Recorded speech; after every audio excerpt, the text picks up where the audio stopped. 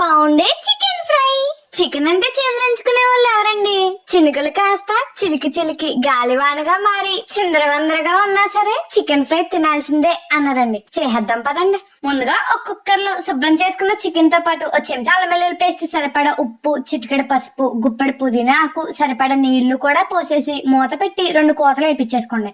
ఈ లోపు మసాలా కోసం 2 చెంచాలు ధనియాలు, 4 ఎండుమిరకాయలు, 2 పలవాకులు, 3 యాలక్కాయలు, జాపత్రి, 5-6 లవంగాలు, ఓ చెంచా షాజీరా, జీలకర్ర, చిన్న జాజికాయ ముక్క, 2 ఇంచులు దాల్చిన చెక్క ఇవన్నీ ఒక కడాయిలో వేసేసి 2 నిమిషాలు వేపేసుకుని మిక్సీ గిన్నెలో వేసేసి మెత్తగా పొడి చేసేసుకుని పక్కన పెట్టేసుకోండి.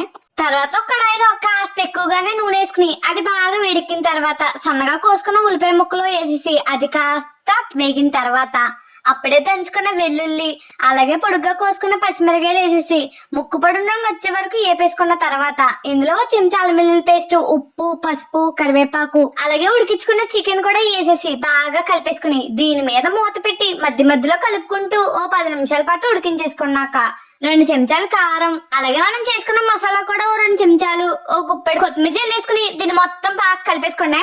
ముక్కలకి కారం మసాలా అంతా బాగా పట్టే వరకు కలిపేసుకుని దీన్ని వేడి వేడి అన్నంలో వేసుకుని ముక్కతో పాటు కలుపుకుని తింటే ఉంటుందండి. ఈ చికెన్ ఫ్రై కోసం చుట్టుపక్కల ఉన్న వాళ్ళందరూ చిటికలో చుట్టాలుగా మారిపోవాల్సిందేనండి. అలాగే మన యూట్యూబ్ ఛానల్ ని కాస్త సపోర్ట్ చేసేయచ్చు కదా. ఉంటాను మరి.